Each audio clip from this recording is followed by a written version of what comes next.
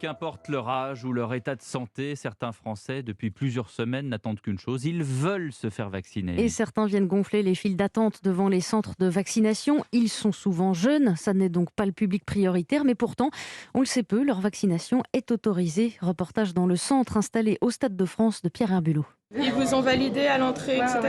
D'accord.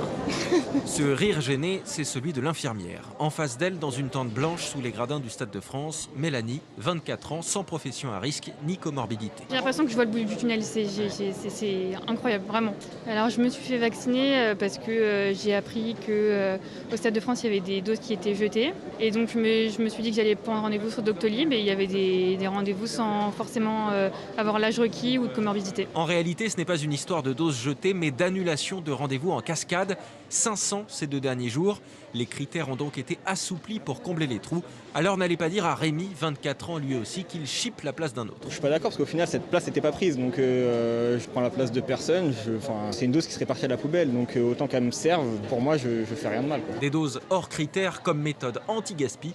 Stéphane Casati, responsable de la Croix-Rouge. Alors ça, c'est des choses qui se voient plus en fin de journée, effectivement, mais c'est toujours fait sous le contrôle des autorités pour que l'on puisse utiliser l'ensemble des doses. Résultat, à l'extérieur du stade, une nouvelle file d'attente se forme. Parmi les nouveaux arrivants, personne n'a de rendez-vous, mais tous espèrent récupérer un vaccin qu'ils n'auraient pas trouvé preneur. Un reportage de Pierre Herbulot au Stade de France. À ce jour, plus de 10 700 000 Français ont reçu une première dose.